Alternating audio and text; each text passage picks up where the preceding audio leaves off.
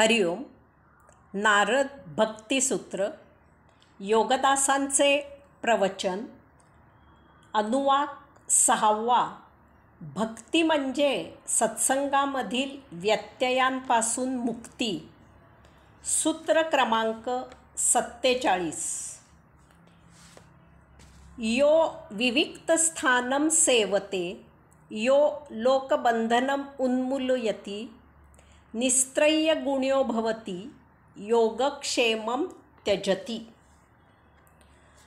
जो निर्जन स्थानी निवास करतो, जो लोकापवाद, जनसंपर्क, नातीगोती इत्यादींचा मूलतः त्याग करतो, जो त्रिगुणांपासून मुक्त होतो, जो वस्तुजगताची प्राप्ती आणि त्याचा संचय, त्याचे रक्षण इत्यादींचा त्याग करतो, तो माया हा भवसागर तरून जातो.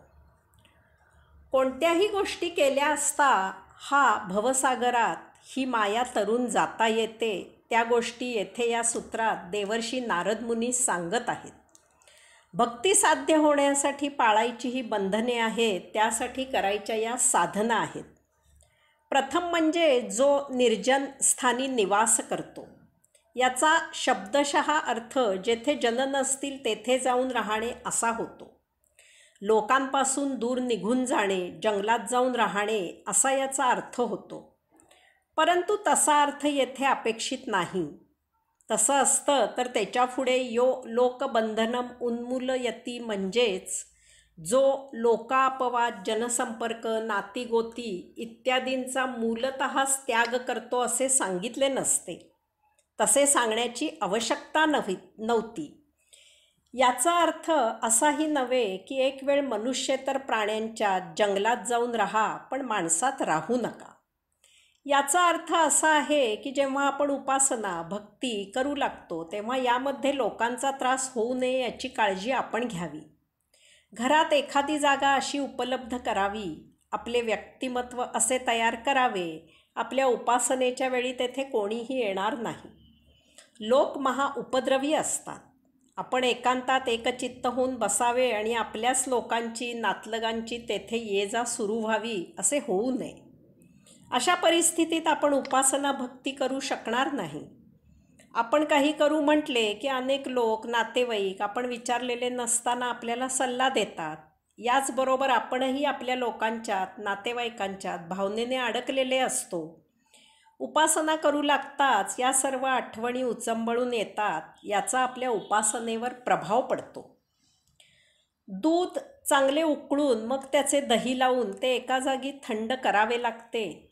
मग ते दही घुसळले की त्यातून लोण्याचा प्रसाद मिळतो. शरीर भक्तीने चांगले तापवून शुद्ध करावे आणि मग ते एकांतात शांत होऊ द्यावे. तेव्हाच भोग प्रवृत्तींची उलतापालत होऊन त्यामधून साक्षात्कारी आध्यात्मिक प्रसाद मिळतो. संसारात राहून स्वधर्माने प्राप्त स्वकर्म करून भक्तिपूर्ण श्रद्धेने, भावनेने करावी. उपासना दृढ चालवावी. हे करत असताना संसारापासून, जनसमुदायापासून दूर पळून जायची आवश्यकता नाही. हे असे चालू असताना एक दिवस असा आपोआप येईल, आपली भक्ती अशा काही पातळीला पोचेल की आपल्याला एकांतात जावे असे वाटेल. अशा वेळी मात्र एखाद्या निर्जन स्थळी, म्हणजे जेथे आपल्या ओळखीचे कोणीही भेटणार नाही, ज्यांच्याबद्दल सांसारिक माया उद्भवणार नाही, अशा ठिकाणी परंतु आपल्याच प्रमाणे भक्तिरसात झोकून दिलेल्यांच्यात जाऊन काही अवधी, काही दिवस राहावे. असे अनेक मठ हिंदुस्थानात अजून तरी उपलब्ध आहेत की जेथे असा एकांत मिळू शकतो. तेथे आपल्याला विश्वशांती मिळेल. संसार न मोडता आपण एकांत मिळवू. या एकांतात जनसमुदायापासून, नातेवाईकांपासून आपण मनाने आपोआप दूर होऊ. आता कोणतेही बंधन राहणार नाही. आता परत आपल्या घरी यावे. आता आपली मानसिकता पक्की झालेली असेल. यालाच नेटका संसार करणे असे म्हणतात. आपण संसारात, जनसमुदायांतच राहत असू, परंतु तरीसुद्धा आता आपल्याला भौतिक वस्तुजगत मोहात गुंतवणार नाही. जे मिळेल तो प्रभूचा प्रसाद आहे हे जाणवेल. त्यात त्रैलोक्याचा आनंद मिळेल. संसारात, जनसमुदायात राहत असूनही आपण एका अलिप्त भावनेने त्यांच्यातच राहू. परंतु आपले राहणे पाण्यात राहूनही कोरडे असणाऱ्या माशाप्रमाणे असेल. कारण आता आपण परमात्म्याच्या साक्षीनेच प्रत्येक कृती करत असू. संसारात राहून न राहिल्यासारखा जनसमुदायात वावर करत असून अलिप्त भावनेने संचार करणारा असा त्रयस्थ साक्षी राहून या वस्तुजगतात वास्तव्य करणारा हळूहळू त्रिगुणांपासून मुक्त होतो. आपली प्रकृती तम, रज आणि सत्व अशा 3 गुणांनी युक्त असते. भक्त या त्रिगुणांच्याही पलीकडे निर्गुणा अवस्थेत जातो. आपण मनुष्येतर योनीतून उत्क्रांत होत, विकसित होत, मानवी देह धारण केला आहे, तेव्हा स्वाभाविकच आपण प्रथमतः तमोगुणांनी युक्त असे आचरण करायला प्रवृत्त होतो. शक्यतो आपल्याला काहीही करू नये असे वाटते. आपल्याला जे पाहिजे ते मिळावे असे वाटते. त्यासाठी शक्यतो कष्ट पडू नयेत असे वाटते. आपल्याला न मिळाल्यास ते दुसऱ्यापासून हिरावून घेऊन आपली तृष्णा भागवावी असे वाटते. आपल्या स्वार्थापुढे दुसऱ्याच्या भावनांची कदर करावी असे वाटत नाही. येन केन प्रकारे आपले साध्य झाल्याशी कारण त्यासाठी दुसऱ्याचा बळी गेला तरी त्याची पर्वा करायचे कारण नाही, अशी भावना आणि आचरण असते. परंतु कुठेतरी पूर्वसंस्कार जोम धरतात किंवा बुद्धी विकसित होते आणि आपल्याला मिळावे पण त्यासाठी दुसऱ्याचे नुकसान न करण्याची वृत्ती होऊ लागते. मग मनुष्य कष्ट करू लागतो, मेहनतीचा पहाड फोडतो, सर्व बुद्धी पणाला लावतो आणि स्वतःला, स्वतःच्या संसारातील लोकांना सौख्य कसे मिळेल ते पाहतो. एक गोष्ट मिळाली की मग दुसरी, तिसरी आणि मग चौथी असे करत प्रत्येक सौख्य आपल्याला कसे प्राप्त होईल हेच त्याचे जीवन होते. याला रजोगुण असे म्हणतात. यापुढील अवस्था म्हणजे सत्वगुण.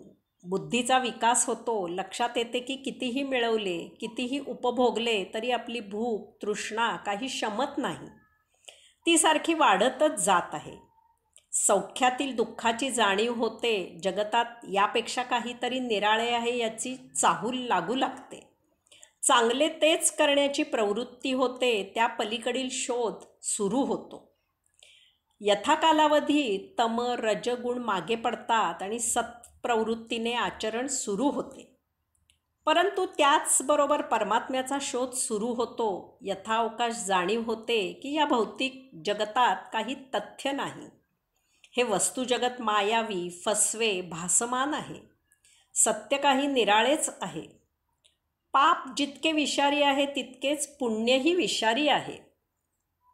पाप केल्याने असह्य यातना भोगाव्या लागतात आणि पुण्य केल्याने सह्य यातना सोसाव्या लागतात. परंतु यातनांपासून मुक्तता होत नाही. दुःख नेहमीच नकोसे असते. परंतु सुरुवातीला हवेहवेसे वाटणारे सौख्यही नकोसे होते. दुःखात सौख्याला हसावे असे वाटते. या भासमान अनित्य वस्तू जगतापेक्षा त्या वस्तू देणारा जास्त जवळचा वाटू लागतो. तोच नित्य असल्याची चाहूल लागते. त्याच्या शोधातच इतका आनंद मिळू लागतो की तो प्रत्यक्ष मिळाला तर भक्त गुणातीत होतो. तो सत्वगुणाच्याही पलीकडे जातो. आता त्याला हे वस्तुजगत जसे आहे तसेच उपभोगावे असे वाटू लागते. त्यातील नैसर्गिक आनंद तो घेऊ लागतो. फूल झाडावरून तोडण्यापेक्षा ते झाडावर जसे आहे तेच सत्य आहे, आनंददायी आहे हे त्याला जाणवते. त्याचा वाऱ्यामुळे येणारा नैसर्गिक मंद वास परमानंद देऊ लागतो. वस्तूतील देवत्व त्याला उमसते. निर्गुणी अवस्थेतील चैतन्य त्याला जाणवते. ब्रह्मापासून निर्मिती झालेली सृष्टी विष्णूकडून पालन रक्षण केली जाते आणि शिवत्वात लय पावते. वास्तविक तेथेच खरा प्रवास सुरू होतो. उत्पत्ती, स्थिती, लय या फेऱ्यात फिरत बसण्यापेक्षा त्याच्या पलीकडे जे सत्य लपलेले आहे त्याची ओढ त्याला लागते. ती उन्मनी अवस्था, तुरीय अवस्था त्याला खुणावू लागते. आता भक्त स्वधर्माने स्वकर्म करतो, परंतु ते परमात्म्याची सेवा म्हणून करत असतो. त्याचा मोबदला तो त्यालाच अर्पण करतो. तो प्रसाद सर्वांना वाटतो आणि आपणही सेवन करतो. आता त्याला योगक्षेमाची काळजी राहत नाही. भक्त परमात्म्याच्या परमप्रेमात त्याची पादसेवन भक्ती करू लागतो. परमात्मा जसे ठेवेल तसे तो राहू लागतो. हरिओम.